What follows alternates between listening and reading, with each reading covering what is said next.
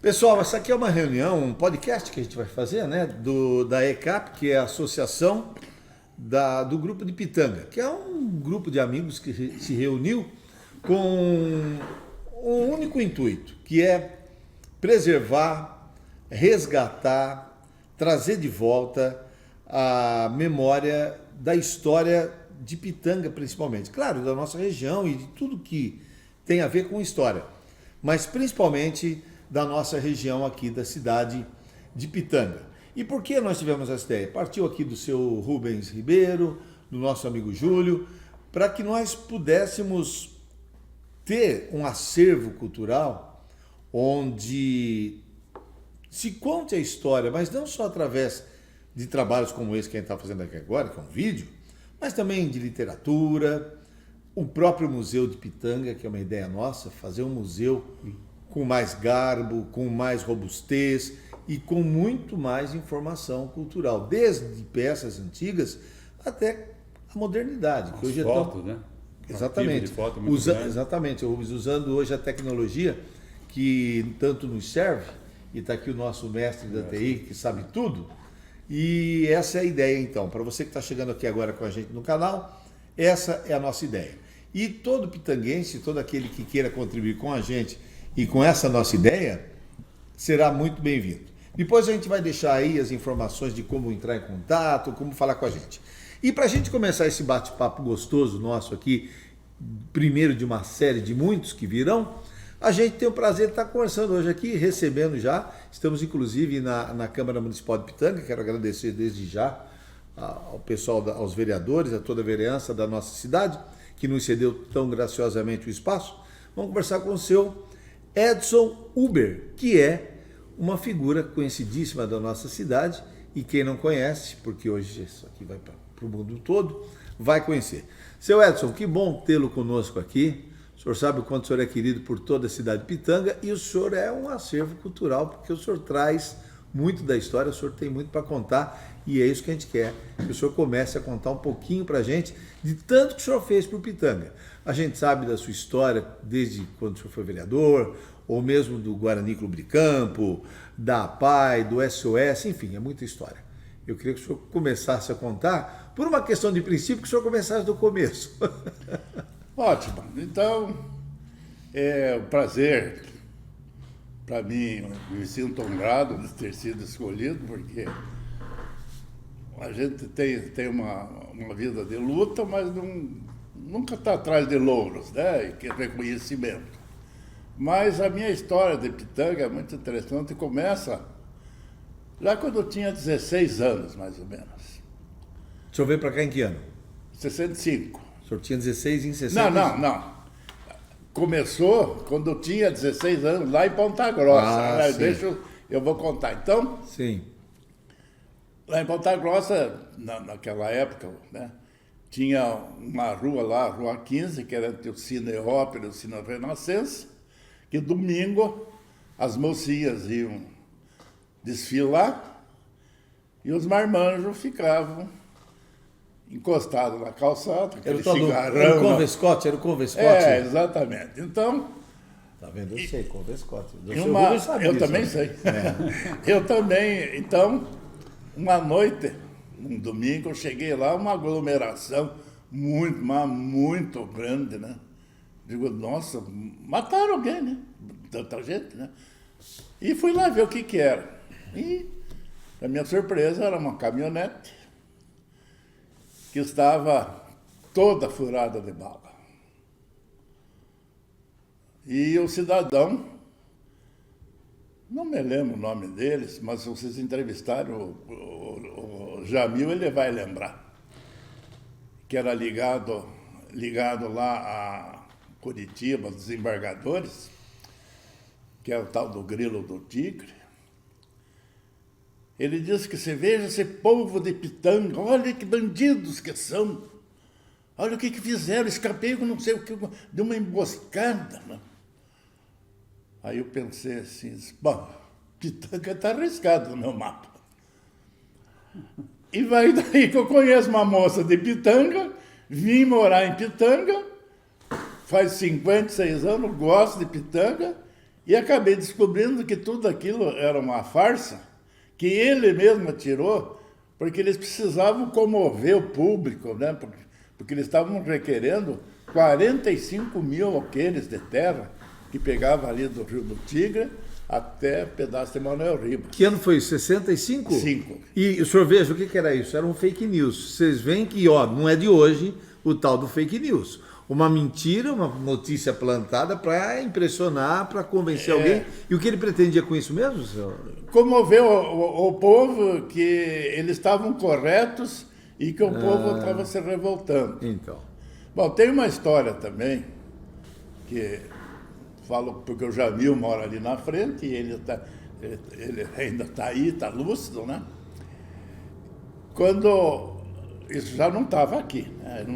Nem sabia de nada, né? Já fazia muitos anos. O dia que o juiz deu a sentença favorável para os grileiros, dizendo que esses 45 mil alqueires era legítimo, era deles, o povo se revoltou, porque naquela época 80% era colono. Se revoltou e foi bem na frente. O juiz morava na frente da casa do Jamil, do pai dele, né? Dizem que tinha 1.000 agricultores. Eu não acredito, mas vamos dizer 100, né? Rasgaram o processo, entraram na casa lá, rasgaram o processo e tocaram o juiz daquilo e nunca mais voltou. Então, essa é uma das histórias que, quem sabe, o Jamil possa esclarecer, mas essa notícia que eu tenho. E eu queria destacar, depois nós conversamos mais, né? Duas situações que fizeram, então, Pitanga estar atrasada e depois as duas situações resolvidas, Pitanga cresceu. Primeiro, quando vim morar aqui, né? O imposto estadual era o tal do IVC, Imposto de Vendas e Consignação, que cada 15 dias o comerciante selava a quinzena e pagava imposto. Então o imposto era a cada 15 dias. Né? Mas você comprava na coletoria estadual o selo, pagava no Banestado e ia direto para os cofres do Estado. E naquela época, nossa, era uma corrida de prefeito para Curitiba para conseguir verba, precisava de deputado, né?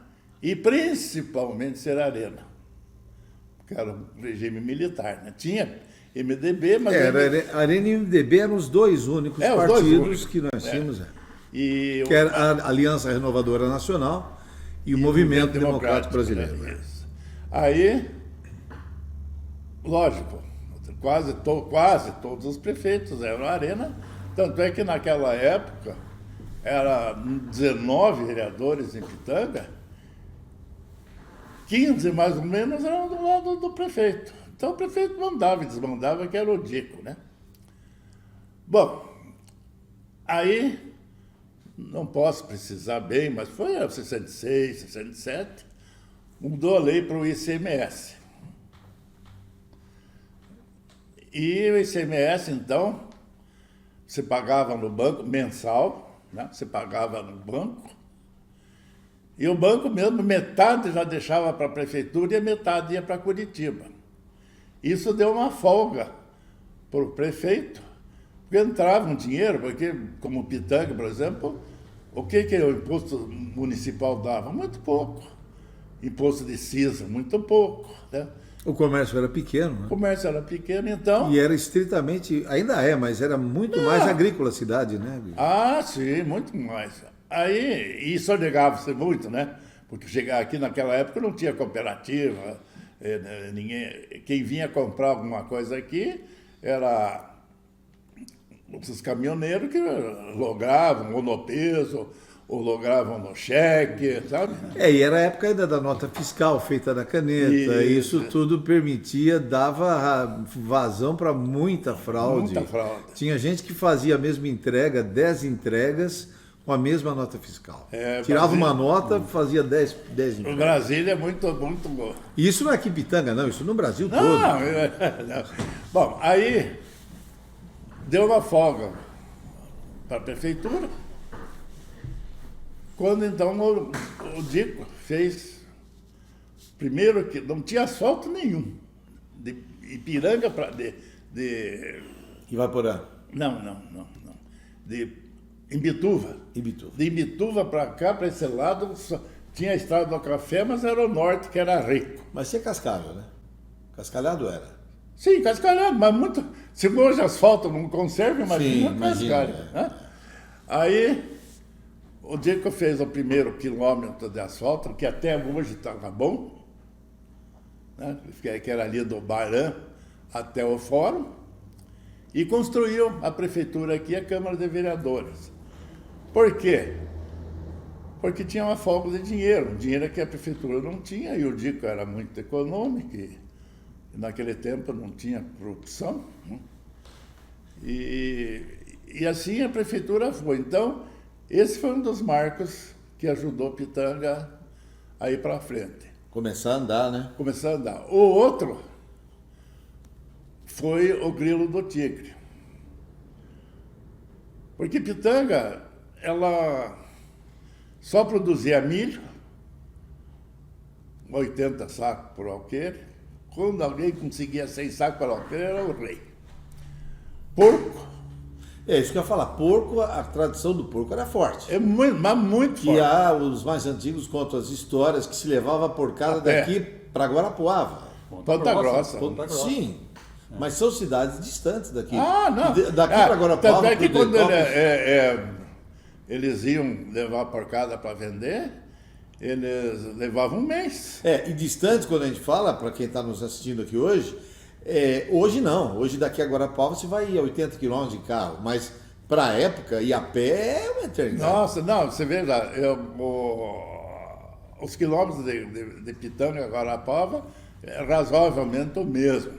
Mas de Guarapuava a Ponta Grossa, só Serra da Esperança era ao redor de 20 quilômetros. Então ela era muito mais longe, e sem asfalto, como disse, né? Sem asfalto. Mas eles, e lógico, levar porco a pé, tem que ser na fresca de manhã cedo, porque o porco tem que chegar gordo. Se ele esbofar, ou ele morre ou emagrece. E a tardezinha, na fresca. Então o dia inteiro eles passavam conversando, batendo papo, né? Bom, aí as terras de Pitanga eram muito ruins. Você vai só uma coisa que é uma curiosidade que vai ficar na cabeça de muita gente. Quanto tempo levava esse trajeto? Quantos dias? Daqui a Guarapuava levando os porcos? Uma semana? Uns 10 dias. Uns 10 dias. Uns 10 dias. Eu sei que para ir até Ponta Grossa e volta era um mês. Mas recebia, chegando lá, né?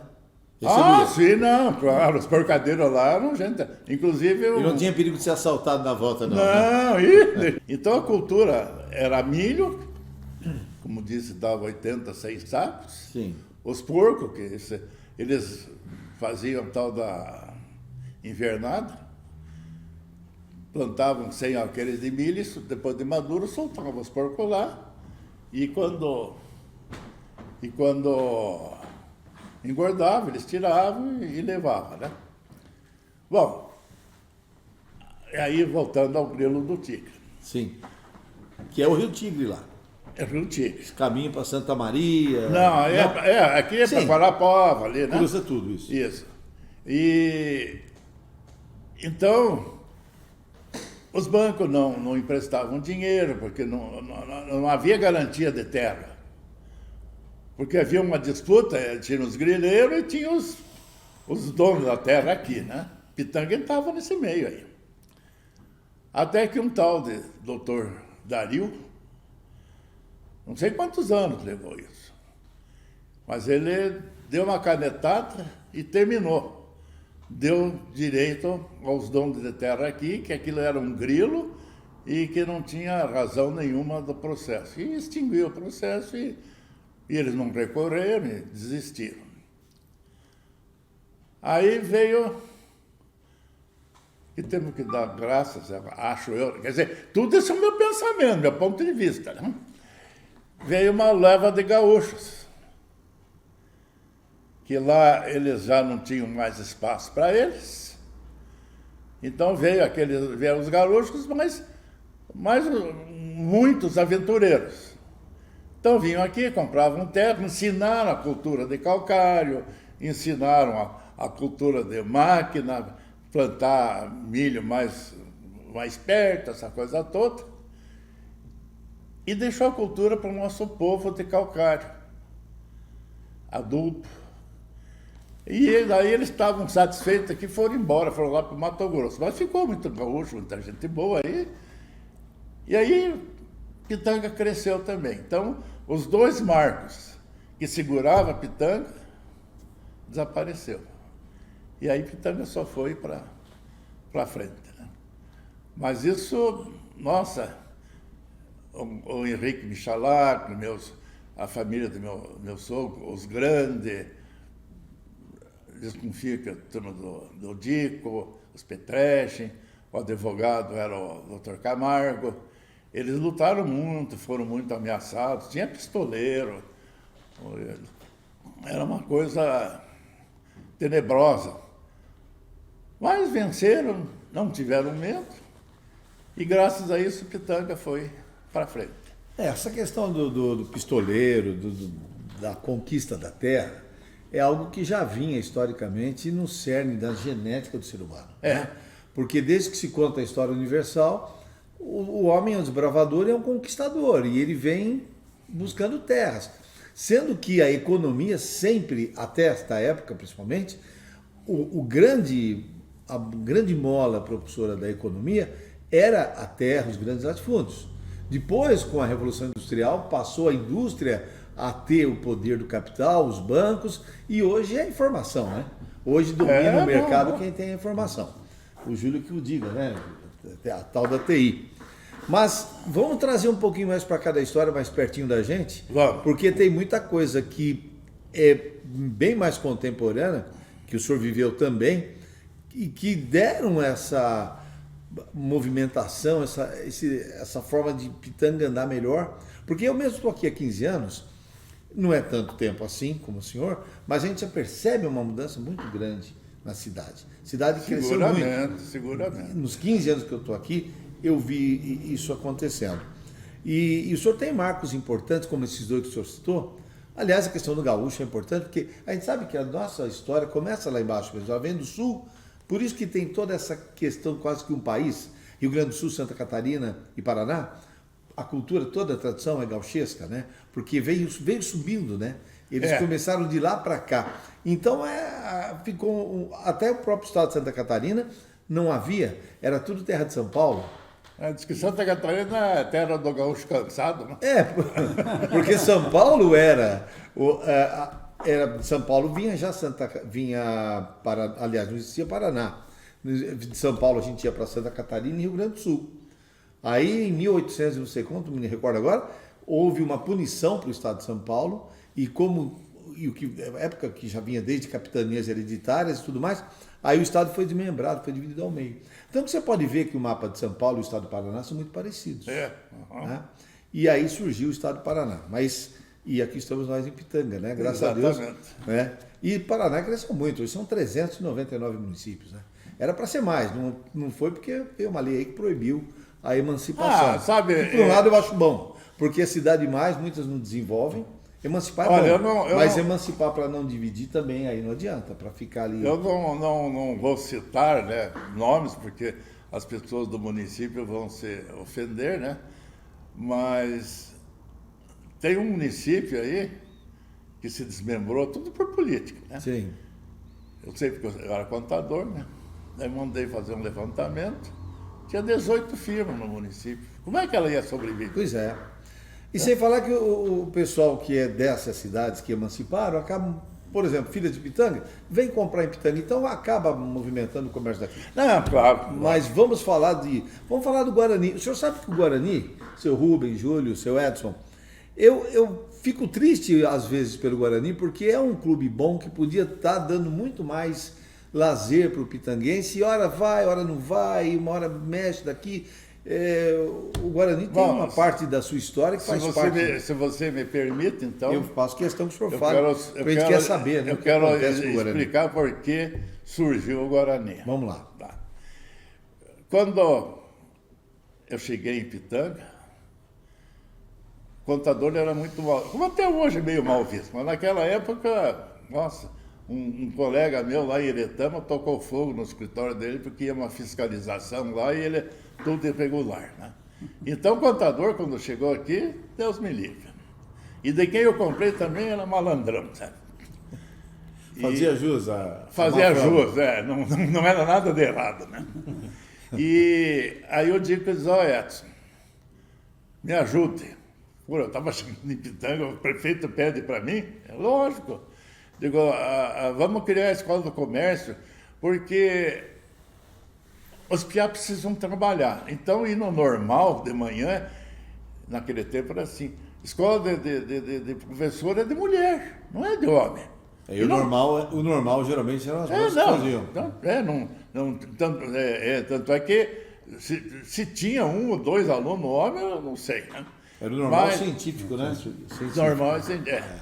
E aí, porque eles têm que trabalhar de dia e de noite precisam estudar. Então tá bom. Aí fui para Curitiba, o Jurandir Messias com a Mariquinha me ajudaram, né? Mas fiz inúmeras, aí é que tá, né? Fiz inúmeras viagens para Curitiba, sempre com o meu carro, com o meu tempo, né? E devagarzinho fomos conquistando os espaços. Aí surgiu um problema. A escola tinha que ser, naquele tempo não existia, de alvenaria ou de parede dupla de madeira, senão não se aceitava. Isso era uma exigência do governo. Do governo. E ali onde era a prefeitura antigamente, onde é hoje não sei se é biblioteca, aquela ali do lado. Do lado ali da prefeitura, como chama ali? O que é ali agora? Biblioteca Municipal. Biblioteca Cidadã. Então era aquele lugar que nós íamos estabelecer. Mas tinha um problema. Não era dupla. Aí veio o inspetor de Ponta Grossa. Aí quem me ajudou muito foi o Jamil e o Daniel Cleve, que já é falecido. E veio um amigo nosso, o Pé Vermelho, que eu falava dele, que veio fiscalizar aqui. Pô, como é que nós ia fazer, né? Amigo, lá na casa do Jamil fizemos um churrasco, tomamos uma cerveja, coisa e tal, né? Ele nem veio ver a escola e aprovou. Não, mas a escola era boa, estava reformada, tinha banheiro masculino, feminino, tinha sala de professor, tinha tudo, né? Só não era parede dupla, mas era um prédio muito bem conservado. Como tem até hoje lá. Como é até hoje. Essa foi a primeira escola organizada, então? Foi a primeira. Não, tinha normal, né? Sim. Mas essa aí é de 67, se não me engano. 66 foi o ano que veio. Aí, o que aconteceu? Vamos para o Guarani. Não. Ainda não? Não, ainda não. Nós Aí, chegamos lá ainda. Ele tem muita coisa aí. Aí, Até chegar ali no do Guarani, lado do Eira Boi, ali daquele posto, É. tinha um clube que era o sertanejo, era particular, e quem tocava era o Pedro Dele, e fazia uma formatura lá, mas era só o normal, que era poucos alunos, comportava, e ele não cobrava nada, sabe? Ele simplesmente cobrava a cerveja, que vendia essa coisa toda, mas o interesse dele mesmo era jogatina, era clube sertanejo para poder jogar, né? Bom, aí quando começou a formar o comércio, que era 25, 30 alunos, começou a faltar espaço. Então vamos fazer um clube? Vamos. Edson, você faz? Dizia o Tacílio, que era o prefeito, né?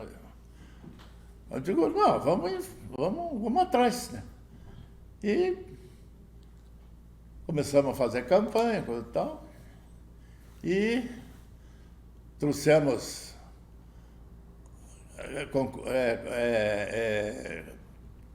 pegamos o engenheiro que construiu essa igreja nova aqui, o Panek.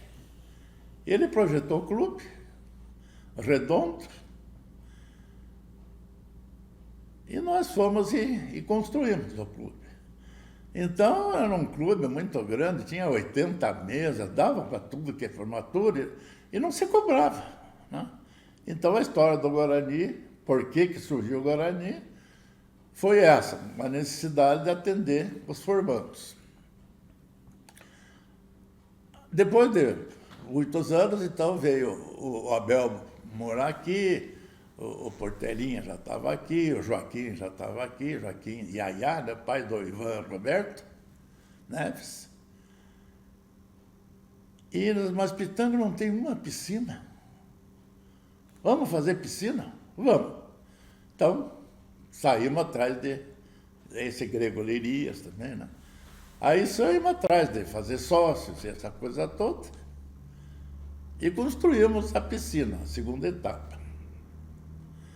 Então, a história do Dorigon, e por que é Dorigon? Então, Dorigon era um advogado que tinha aqui, muito bom, muito boa gente. Antes de eu vir morar aqui, disse que ele era muito bêbado, que quando chovia ele ia pescar na poça d'água, porque de tão bêbado que estava. Mas depois enquadraram ele, daí não bebia mais, ficou muito bom. E para que a escola de comércio, a escola que tinha que ter um diretor ou da área ou quem tivesse um curso universitário. Bom, aí conversamos com o Dorigon, ele disse, eu dou meu nome, sem problema nenhum. Mas não vou trabalhar, não vou fazer nada. Eu digo, não, pode deixar por nós. A única coisa que nós precisamos é ter um diploma. E aí, quando tivemos que dar o nome para a escola, nada mais justo que dar o nome dele, né? Então, graças a isso, saiu o comércio daqui, com coisas não muito corretas, mas, né, era necessária, né? Tudo para o bem de Pitanga, mas tudo sempre feito com amor, assim, que não se visava lucro. Queríamos bem da cidade. E dando uns jeitinhos, mas aí um jeitinho, como diria assim, um jeitinho bom, um jeitinho brando, né? Não é nada que prejudicasse alguém. Tanto é que a gente... Para melhorar. Tanto é que se prejudicava alguém, era a gente. Não, você não ganhava, você perdia. Eu falo, a mentirinha, quando ela é benéfica, não tem problema, né? Porque está favorecendo, você não pode prejudicar o próximo. Aí... Outra coisa também que foi a paz, que também foi uma luta muito grande, que então era a Cecília, que é uma grande guerreira, foi uma diretora por muitos anos, excelente, o doutor Vanderlei, outras pessoas assim no departamento, não me lembro. Então a primeira reunião que aconteceu para formar a PAI foi lá no Centro Social Urbano, lá no corredor, nem sala nós não conseguimos. Foi no corredor, conversando, e ali começou a nascer a PAI. Mas, e a Cecília então ficou diretora, esteve em diversos lugares, e uma casa, a última que nós estávamos lá, uma casa muito velha, estava ficando pequeno, porque infelizmente o excepcional está cada vez aparecendo mais, né? Nós precisávamos ampliar. Aí, um lote que nós compramos, nós trocamos um lote aqui que nós tínhamos comprado, aqui perto do rio. Mas era muito ruim o lote. Aí a mãe do Walter Michalai, que era uma pessoa muito boa, ela trocou aquele terreno onde está a PAI, que aquele loteamento era deles, por esse terreno aqui, né? E aí começamos a construir, aí começamos a fazer o Rotary todo, né, nessa, né? O Joaquim, o Abel, Então nós começamos a fazer rifas de carro, né? Jantares, a turma do Banco do Brasil ajudou muito. E devagarzinho, então, nós fizemos o U. Né? Então, só que, como eu digo, infelizmente, vai aumentando o número de deficientes, né? Precisou aumentar, mas daí eu já não participava mais, né? Daí fecharam lá, fizeram um O. E agora fizeram mais um barracão do lado. Mas foi muito lutado, foi bastante lutado, muitas viagens, porque para você pegar a autorização para fundar não é fácil, sabe? Conseguir professor, né? A prefeitura ajudava bastante. E uma pessoa que ajudou muito, mas muito mesmo, em homenagem a ele, é o doutor Otacílio, que foi o prefeito que mandou funcionários construir lá, fazer uma porção de coisas, acho que até material ele desviava, né? Daí eu falei com ele, porque era muito amigo dele, né? Mas não sei como é que elas vão ter pagado. Não, você pensa que eu vou cobrar de vocês? Ou não, eu fiz isso aí porque era necessário, né? Então, aí foi fundada a PAI, fui presidente, fui tesoureiro, só não fui secretário, porque chega a contabilidade para mim escrever, né? Então, mas lógico, depois foi crescendo muito, precisava muita atenção, né? Então, mas fiz bastante viagens, né? Que ano que era, seu Edson? Acho que 70 por aí. Época da PAI, né? Quando a PAI Época da PAI. Quero agradecer essa oportunidade que vocês estão me dando, porque realmente pode até parecer incrível, mas há muitos anos passados eu falei com um vereador que resgatasse a história de Pitanga enquanto tinha esses pioneiros que estavam por aí. Então, é uma coisa que eu não tive a disposição de fazer, porque eu já estou com bastante idade, né? Mas agradeço vocês por terem feito isso, sucesso, e que bom que vocês lembraram de mim, que uma parte da história de Pitanga passa por mim, como vai ser mostrado. E tem pessoas como vocês que fazem as coisas sem ter interesse de ganhar dinheiro, mas sim de preservar a nossa história, que é muito bonita. Inclusive, se eu posso recomendar, explorem bem o Grilo do Tigre, que é um fato muito, muito marcante para Pitanga. Muito obrigado e estou à disposição.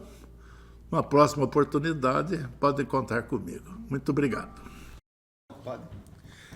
Muito bem, meus amigos, aqui foi esse papo gostoso, prazeroso com os nossos amigos aqui nessa noite, com a nossa Associação Educacional, Cultura e Artística de Pitanga, a nossa ECAP, que está só nascendo e que vai e busca resgatar a cultura do nosso povo, da nossa gente, um acervo cultural muito rico que nós temos aqui na região central do Paraná. E contamos também com o seu apoio, com a sua ajuda, no que você puder, participando das nossas reuniões, ou mesmo se você tiver acervo com fotos, livros, materiais diversos que contem a história da nossa cidade e região, será tudo muito bem-vindo. Hoje a gente teve essa reunião aqui gostosa com o nosso amigo Júlio, com o seu Rubens Ribeiro e, claro, com essa figura magnífica, queridíssima da nossa cidade, o seu Edson Uber, que contou um pouquinho da sua história e um pouquinho da nossa história também para a gente. Muito obrigado.